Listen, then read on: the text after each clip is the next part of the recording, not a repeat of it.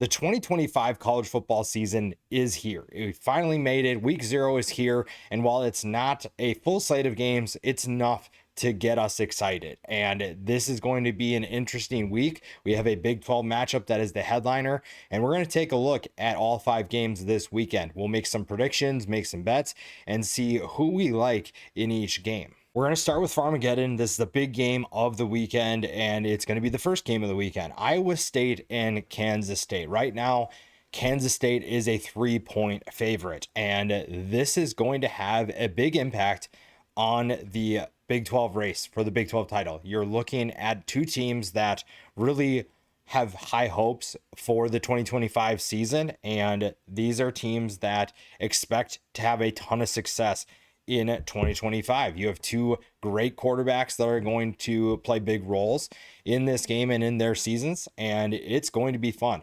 Rocco Becht and Avery Johnson command most of the spotlight in this game, and these are two guys that led their teams to a combined 20-7 record last year. Iowa State finished 11-3, Kansas State at 9-4. Kansas State, I think a lot of people are really excited about. Iowa State is a little bit different. They're kind of the underdog, if you will, in a way, but this is definitely a team that's capable of making a run and making things very interesting at the top of the Big 12. You look at what's happened the last few meetings. Last year, Iowa State comes away with a 29-21 win. In 2023, Iowa State won 42-35. In 2022, Kansas State won 10-9. So the last 3 games have been decided by one score, and that should be the case again this year. It's a game that should be kind of sloppy when you look at what teams have done in the past overseas. It's been kind of sloppy early on, and it's week 0. Teams are not going to be used to each other yet. They're not going to be familiar with their offenses as much as they will towards the end of the year, and this will be no different. Now, last year we saw Florida State and Georgia Tech play in a game that went a way that I don't think a lot of people foresaw coming. Iowa State is not a team that's going to surprise people, in a way. It's not like they're coming out of nowhere. They have a good quarterback in Rocco Becht. You look at what he did last year, over 3,500 yards, 25 touchdowns. The biggest question for Rocco Becht is, who's his go-to guy? When you lose Jalen Noel and you lose Jaden Higgins, those are guys that you're going to miss. And they did what they could in the transfer portal to bring in certain players. You brought in Xavier Townsend from UCF, Chase Sewell from ECU, and you thought that you had some big guys that were going to be able to make some plays for you. Now, the one thing is that they're currently listed behind Eli Green and Dominic Overby, but there is an or attached to both of those positions. So they could see plenty of time. It's not a big concern, but that was kind of a surprise when you looked at the depth chart. And Rocco Becht needs somebody to be his go-to threat. You look at what Noel and Higgins did for him last year. That was a big reason for his success. Now, Rocco Becht is certainly talented. He does not necessarily need the help of a receiver primarily, but it's going to make things a lot easier. He has the talent to distribute the football all around to multiple guys. He doesn't need just one guy to do everything for him. That being said, you need to identify who that guy is going to be. Maybe that's going to be a tight end. Benjamin Brahmer could have a big impact at that position. He's a guy that has good size, and this is an offense that could get back to featuring the tight ends a lot more. The tight end position is very talented and more experienced than the wide receiver position. So that's going to play a huge role for them. And then the question is, can you replicate the 2024 success? When you look at what this team did last year, 11-3 season, that's the first double-digit win season that they've had in program history. And it's hard to do that. It's hard to win 10+ games, especially in the Big 12 when things are so uncertain and so competitive. Winning 10 games is truly a milestone and something that this team is obviously proud of. They also came up short in the Big 12 championship game. So this is a team that is plenty motivated to get back to that Big 12 championship and make sure that this year ends differently than last year. The defense is going to need some time to kind of get up to speed, and the defensive line is going through a bit of a transition. You're going to have a guy like Dominic Orange coming back. That's a nice piece to have back. You brought in some pieces via the transfer portal. That's a defense that could have a ton of potential to make some noise this season. It's just you have some new guys that are going to have to play bigger roles. The linebackers have to stay healthy. This is a group that struggled with injuries last year. It's a group that gets a couple of those guys back, and they truly need those guys to play better than they did last year. They just need that group to play better.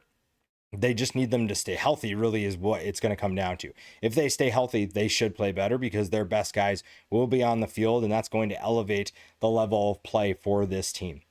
Kansas State is looking to do better than they did last year. Our 9-4 season wasn't bad, but it definitely felt like they left some things on the table. You look at the BYU game, that was obviously disappointing, and no one wants that game back more than Avery Johnson. Avery Johnson had a solid season in 2024, over 2,700 yards, 25 touchdowns. He also ran for 605 yards and 7 touchdowns. The biggest storyline for Kansas State is his development as a passer. You saw some good things from him last year. You also saw some things that he needs to fix. 58.3% completion percentage is going to have to improve. You have some new faces that are going to be catching passes for you. That's going to make life a little bit different than it was last year. But if Avery Johnson can take that step, I really think this is going to be a fun offense. You have Jace Brown coming back. He's one of the best wide receivers in the Big 12, and he has big time ability. The other thing I want to keep an eye on is Dylan Edwards' role in the offense. This is a guy with tremendous speed, and he does things a little bit differently than DJ Giddens did last year. But this is a guy that has the ability to be explosive. He has the ability to break off big runs and big plays. And he is someone that truly has the talent to make an impact instantly. He is a home run threat with his speed. He has the ability to break off big runs. And he is someone that if you're looking for a big time playmaker, Dylan Edwards is your guy. Iowa State is going to have to figure out how do they contain him, especially if Kansas State has creative ways to get him in space. They're not just going to run him in between the tackles. They'll run some outside zone. They'll run probably some screen passes to him, get him out wide and line him up against one of Iowa State's linebackers. How they handle that challenge is going to be a big question, and it's going to be fun to watch regardless. Iowa State has plenty of talent to be able to handle that kind of a challenge, but Dylan Edwards is a player that presents plenty of difficulties for any team that he faces. The Kansas State defense also is kind of going through something similar as Iowa State. You have some new faces that are taking over on defense. You have new faces up front. You have some guys that are going to have to replace certain players on that side of the ball. You also did a pretty good job. Chris Kleiman's staff did a good job of bringing in players that can help them immediately. When you look at some of the guys that they bring in, you bring a guy in like Gunnar Maldonado from Arizona. Obviously didn't have a great 2024 season, but his 2023 season is really what they're pointing to. That guy has the talent to be able to make plays and create turnovers for a defense that is going to be really fun to watch. The linebackers are set. I think they're going to be really fun. Austin Romaine is a stud, second team all Big 12 last year. Desmond Purnell is going to be good as well. Maybe the depth is where you have concerns at that position, but this is a team that is locked and loaded to make a run at the Big 12 title. And a lot of people are picking them to win it. There's multiple teams that are going to be at the top, and this is a good way to get things started. This is a good way to kind of get your season on the right track. And right now, I'm going to pick Kansas State -3. I do think that Kansas State has the ability to pull away in this one. I think that they're a little bit more put together right now, and there's some uncertainty with Iowa State that needs to get sorted out. That's going to be a question for the Cyclones, but again, this is going to be a team that has plenty of excitement. It's just that Kansas State is probably in a better position. That being said, I know that we said that about Florida State last year, and then Georgia Tech came in and kind of ruined everybody's predictions for that game. So that's going to be fun to keep an eye on. Farmageddon still feels wrong this early in the season, but at least it gives us a game that we're going to be excited about, and there's plenty of storylines to pay attention to. The quarterback play alone is going to be worth watching. Next, we'll go to Idaho State at UNLV. The Dan Mullen era is taking over UNLV, and this is going to be fun. He has a ton of new talent coming in, and it's going to be interesting to see how that talent gels with each other. The biggest thing to keep an eye on is the quarterback battle. Dan Mullen's first year, it's going to be, the storylines are going to be his first year and what he does with his quarterbacks. It's been announced that UNLV is going to play both quarterbacks. That being said, I think we have to be more aware of, just because they're going to play both quarterbacks doesn't mean that there's a quarterback battle. I think if you watched Alex Orji at Michigan, you saw the struggles as a passer. You knew that he had good ability with his legs, but I don't know if it makes a drastic difference to play in a Dan Mullen offense when you struggled so much. And it'll be fun to see how they utilize him, what sub packages they're going to use. But Alex Orji is, to me, not going to be your long-term starter. He is a guy you bring in to put in a wrinkle, to force defensive coordinators to stay up a little bit later, to prepare for an offense that is going to give them different looks. And it'll be interesting to see how that plays out. Calandria, though, to me, is the better option. Calandria is the more proven passer, and he's going to give you better options. He can also make some plays with his legs as well. Jaden Thomas, if he can have 1,000-yard season, that will help this offense tremendously. I think that he has great ability, and this is a team that needs gel. They're looking to get revenge on Boise State in conference play, so that's something to keep an eye on. There are plenty of games for them coming up that will make their life a little bit more challenging, but the Boise State game eventually is going to be a concern. Now, Idaho State side of things, this is a team that finished 5-7 last year. They're bringing in a new quarterback, and when you look at the 3 times these teams have played, this is going to go into kind of our bet here. UNLV is 3-0 against Idaho State. They played in 2022, 2015, and 2006. The average score of that game, of those games, I should say, it was 62-13 UNLV. The over-under at one point was 62.5.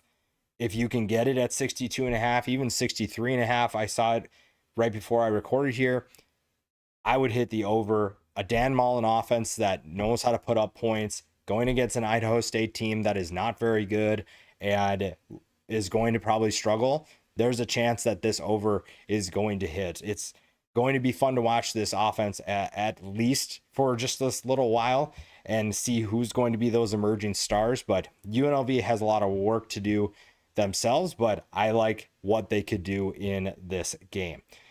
Fresno State at Kansas. Kansas is breaking in a new stadium, and a stadium that is very impressive, I must say.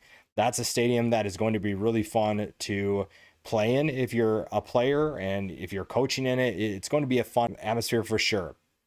I think that Kansas has done a great job, and Lance Leipold deserves a ton of credit for what he has done with this program. This is a program that I think at times felt like the sky was going to fall forever. You bring in Lance Leipold and things are very different. Now, last year was not their best season, but you also know that things could be better. You're bringing in a new offensive coordinator to run the show, and you also get back Jalen Daniels. Now, Jalen Daniels, part of it is he has to stay healthy. Part of it is that he's on his 3rd offensive coordinator in as many years. I think the Jeff Grimes experiment was not a good one. I don't think that he was the right fit for this offense and the skill set they had, and it's really unfortunate because Jalen Daniels is such a special talent when he's playing well. And last year, the numbers kind of speak for themselves. 2,400 yards, 14 touchdowns, not great, threw 12 interceptions. He also ran for 439 yards and 6 touchdowns. You'd like to see those numbers improve in 2025. I think the drop-off tube from him to the next guy at quarterback is something you kind of want to avoid. So that's something that Kansas really wants to pay attention to in terms of getting their quarterback in good position to make plays. I really like what they have around him, though. There's plenty of talent that's going to make plays for him. You have a guy in Daniel Hishaw coming back at running back. You also have LaShawn Williams coming in via the transfer portal, a young guy in Harry Stewart that could be very fun to watch running the football. It'll be interesting to see how that rushing attack truly works.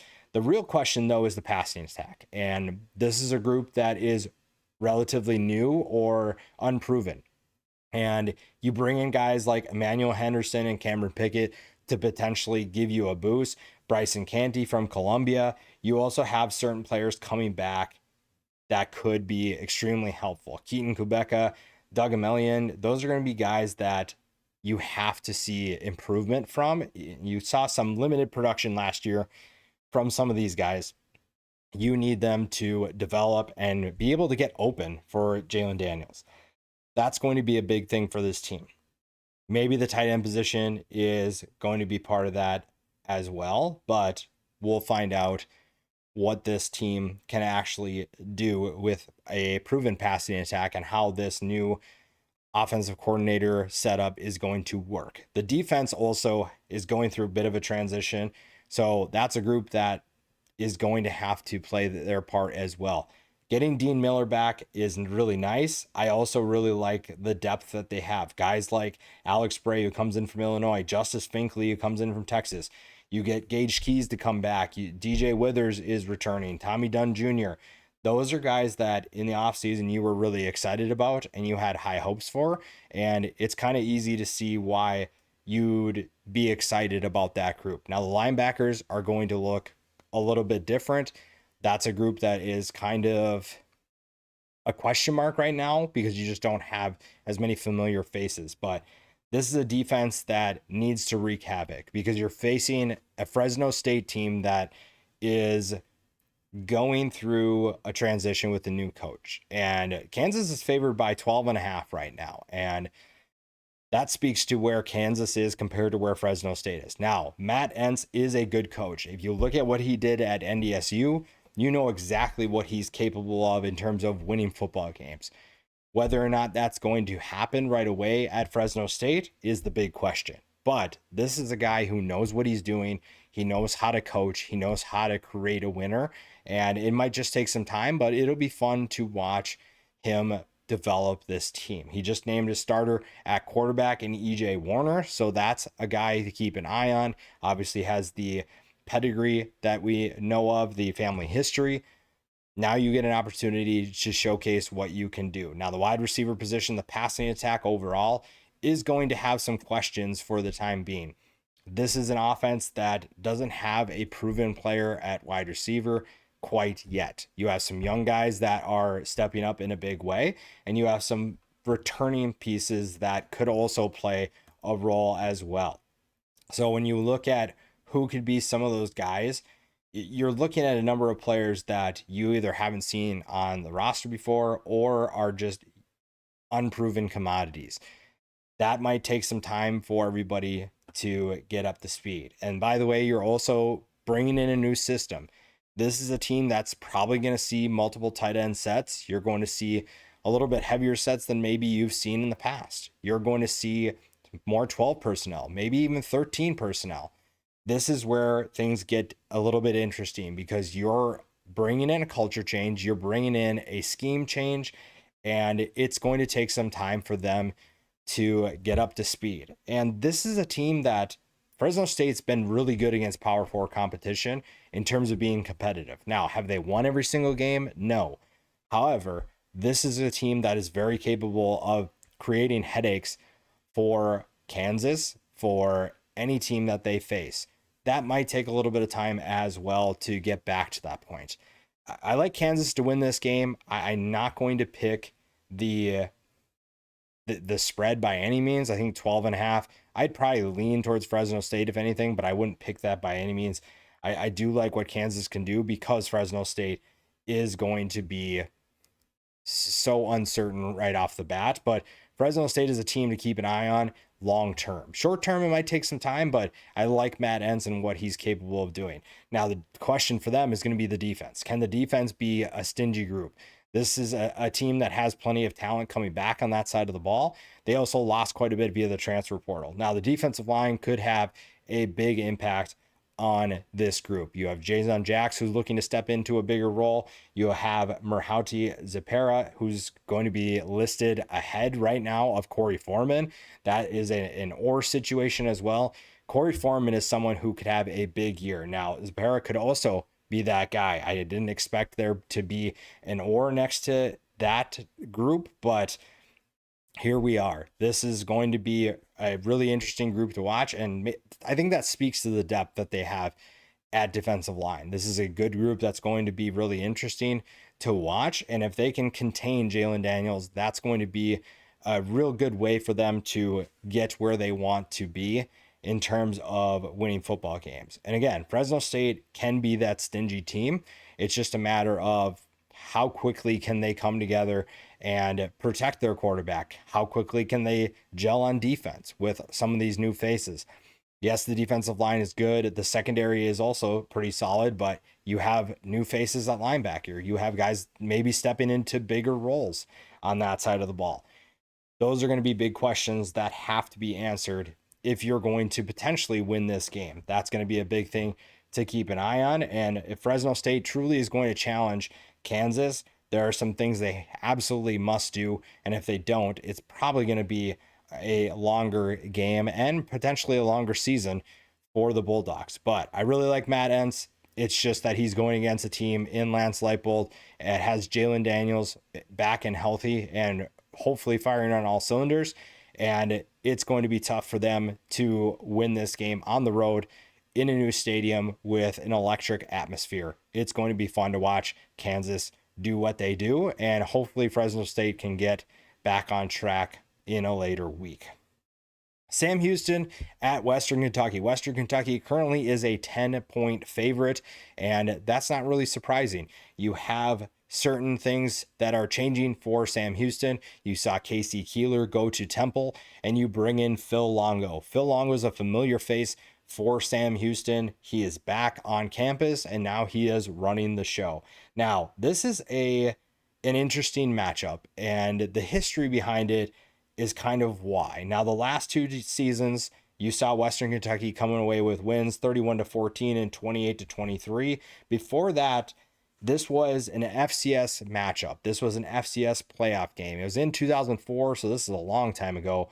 But Sam Houston won that game 54-24. So this is a program that's very familiar with their opponents and a program that is very aware of what this team is capable of doing. It's just going to be really tough for them to get stops is probably the biggest question. Now, the one guy I would say is kind of flying under the radar in Conference USA is Hunter Watson.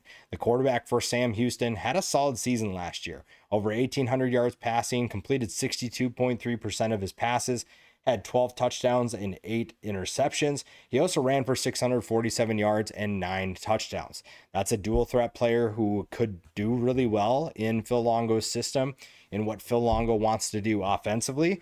So that's something to keep an eye on for Sam Houston. And it's not that Western Kentucky has an elite defense. It's just that you have so much that you have to replace on this whole roster. You know, you lost quite a bit of talent when Casey Keeler departs. It's going to take some time to rebuild this roster and rebuild this depth chart. But overall, you should feel pretty good about where your quarterback's at. And if the Phil Longo experience is going to work out, it's going to be because he knows how to build his roster. He gets the right guys to fit his scheme. And the defense also has to do its part. And this is a group that's probably going to take a step back defensively. Now, this is a team that finished 10-3 last year. It's going to feel like a disappointment when you don't win 10 games because this is a team that's not winning 10 games. Plain and simple. They're just not going to. You lost the head coach that you lost means that it's going to take you some time to rebuild. It's going to take some time for Phil Longo to kind of figure things out, get his feet underneath him. And being a head coach takes a whole new level of preparation. And I'm not saying Phil Longo can't do it, but there's going to be some growing pains along the way. That being said, I'm excited to see how Phil Longo does as a head coach. I'm excited to see him find some success. The time at Wisconsin just didn't work out. And you're hoping that he's able to find the success that he didn't experience with Wisconsin. their opponent is going to create a ton of problems. And Western Kentucky is a team that expects to be competing for a Conference USA championship, and they're looking to do better than they did last year. They finished 8-6, and they bring in a transfer portal quarterback to run the show. Maverick McIver comes in from Abilene Christian, and he is hoping to have a monster year. Last year for Abilene Christian, completed 62.5% of his passes, 3,828 yards with 30 touchdowns.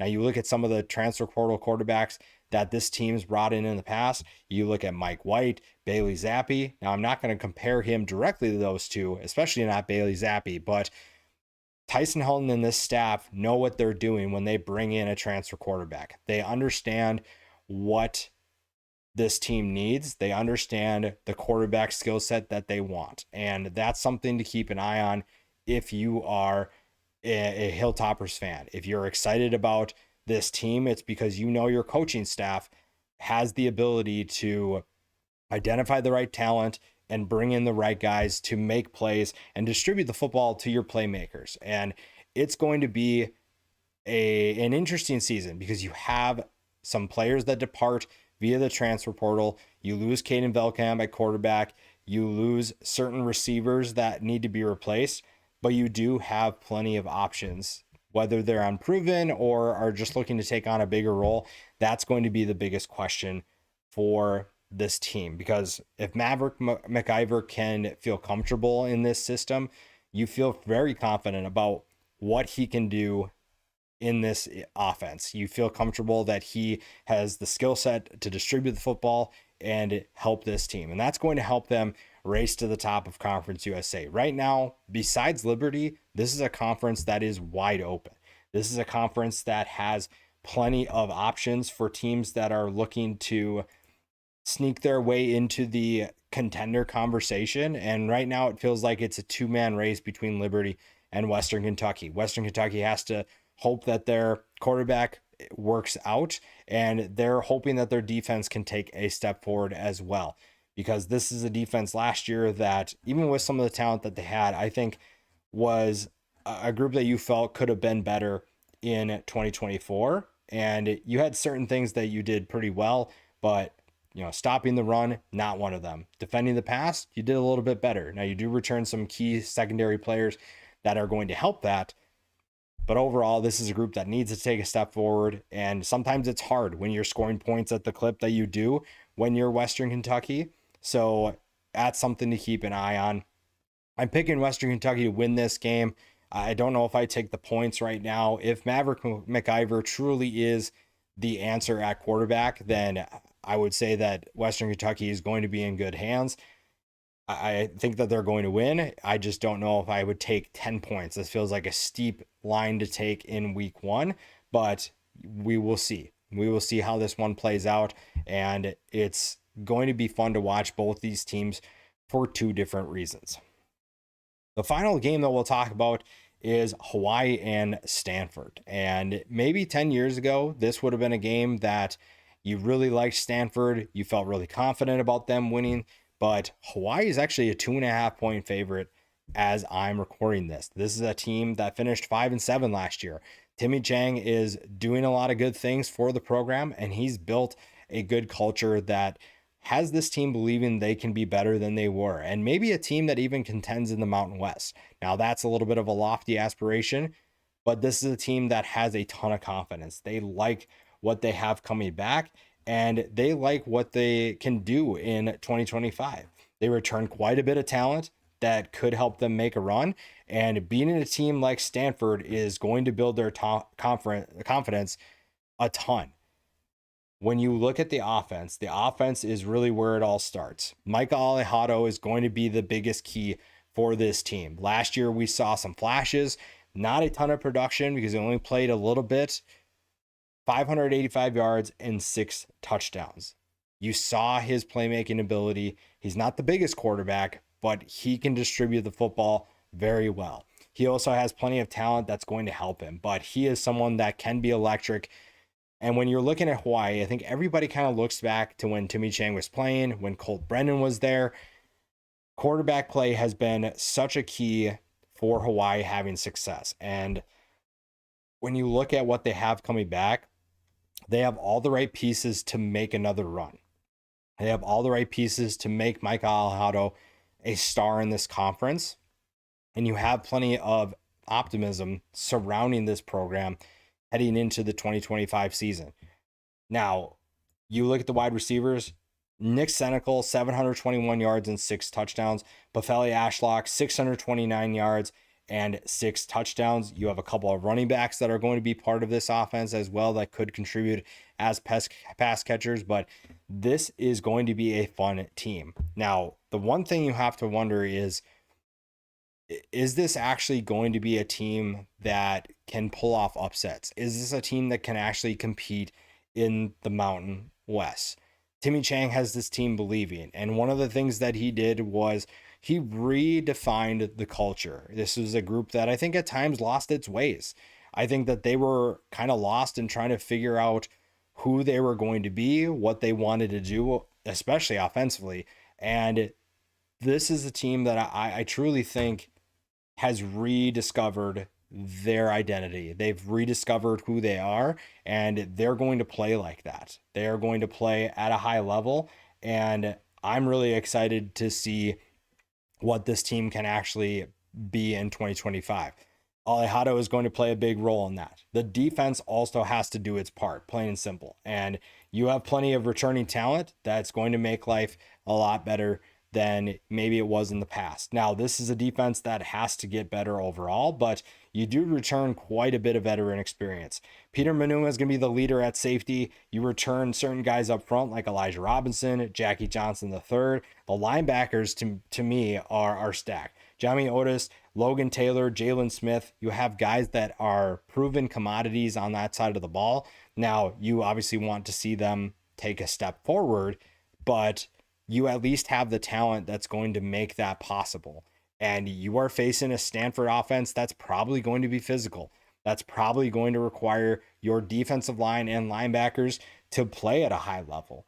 And that is going to be a big challenge. It's also going to set you up for success because you look at the conference you play in. Boise State wants to be physical. Fresno State has an identity change. They are going to be physical as well. So this Stanford game isn't just an anomaly. It's an opportunity for them to prepare for what's to come. And this is a Stanford team that, to be completely honest, most people are kind of overlooking. This is a team that a lot of people expect to be the worst team in the Power Four. This could be one of the worst teams in college football. And I don't really love the setup. Okay. So Frank Reich is in a position to just kind of usher in whoever's going to take over for him. It's a short-term solution. And in college football, you really can't have short-term solutions, right? So recruiting probably takes a hit. Your team's buy-in could take a hit, especially if you lose to Hawaii right off the bat. That's going to be a problem. That's going to create some problems in the locker room. Now, if this team is special where they can rally around the fact that nobody really expects them to win, then maybe that's different. But losing to a team like Hawaii right off the bat is something that you honestly can't have. I don't think that you can afford a loss like this. And that's where you have to double down on who you are, which is a physical team, and almost get back to your tradition. You're going to run the football. You want to get the ball to your tight ends. Now, Ben Gulbranson is going to take over at quarterback. He's going to be the guy for now. We'll see how long that plays out, but he's going to have to be efficient throwing the football. He's going to have to be the guy that if you're looking for a play to be made, you turn to him.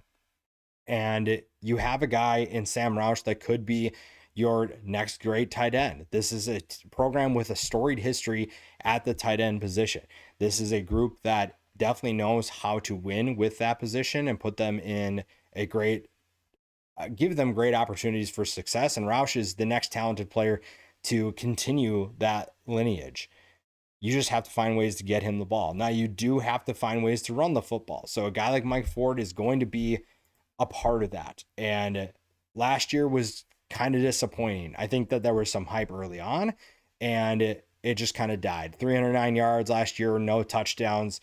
He still has the talent to do it, It's just going to be up to him and the offensive line to decide if that's going to be the case this year. The defense also has to find ways to stop Alejandro in that Hawaii offense. Being physical is going to be part of that as well on defense, just like it is on offense. So this is a team that has a lot to sort out. Will this team compete? If things don't go their way, that's probably the biggest question, unfortunately, I have right now. And it has nothing to do with character of the guys on the roster. It's just that the setup right now is not great for building towards the future. You have a temporary head coach who's going to be gone after this year, and that might be good long term, but if this team's struggling, how many guys are truly going to be bought in? We've seen teams in college football quit, and I'm not accusing this team of doing that, but that is a question you have to discuss. The future of Stanford football might take a hit, and whoever they hire next might be two steps behind when they start. And then the real question is, how much time do you give that guy to rebuild a roster that was, if this plays out how I think it's going to, doomed from the start? That's going to be a big question, and that's going to be tough. And honestly, the tone of the season could be started or lost right here. This is a tough team to play, a team that's playing with a ton of confidence, and a team that is not afraid to throw some punches. And even though Stanford's 4-0 against Hawaii, this is not the Stanford team of old. This is a Hawaii team that is very much ready to win this game, and this is a Hawaii team that is favored. I don't think that's something we talk about enough, is that even 5 years ago, this was not going to be a Hawaii team that would be favored at Stanford. This is just how far Stanford has fallen, and it's really unfortunate. But I think that this is a group that has an opportunity to surprise people. I think there's an opportunity for them to make a statement about what they expect for the 2025 season. It's just going to be tough. Hawaii has plenty of playmakers, plenty of opportunities, and plenty of guys that can create mismatches. And it's going to get real quiet if Hawaii plays with confidence, if they're able to play at the level that they want to and make certain plays. It's going to quiet the crowd. And again, this is a Hawaii team that has big goals in 2025. I think that to end your week 0, this is going to be a good one. Hawaii is kind of that team, that beloved team, if you will, that everybody is looking forward to at the end of a long day of college football. They're a team that plays at the end of the night. You know what you're going to get. And this year, it's going to be better football for them. This is a team that should play a little bit more in sync. They should be a more fine-tuned team, and I'm very optimistic about what they can do. I'm going to go with Hawaii at a -2.5. I'll take that, and it'll be fun to see what they can actually do. If they're able to, I would say, if you get a lower line than that, I think that it's shifting a little bit, but Hawaii at 2.5, 2 points, that feels really good. I think that this is a team that should have a lot of success in 2025, but I think also Stanford has an opportunity to kind of reset everyone's expectations as well. So keep an eye out for that. I really like Hawaii. I think that they're going to be really fun, and this is a great way to start off college football. It's kind of like the appetizer of the season, right? You're going to get plenty of exciting games. You're going to finish the night with Hawaii and Stanford. I'm going to pick Hawaii. I like what they can do. But week 0 is here. Week 0 is not as exciting as week 1 for a lot of people, but it is the start of college football. College football is here, and it's going to be fun to watch. There's plenty of storylines to pay attention to. Even within week 0, there are a number of teams that have conference championship aspirations. There are a number of teams that are going through new coaches, and you're going to have to figure out which one of them are legit, which one of them are going to be a pretender, or which one of them is going to need some time. This is going to be a fun year. I think that I'm excited for what this could be for the channel, what it could be for college football. Let me know what your predictions are in the comments. Let me know which bets you like, which underdogs you like. Subscribe to the channel as always, and we'll see you in the next video.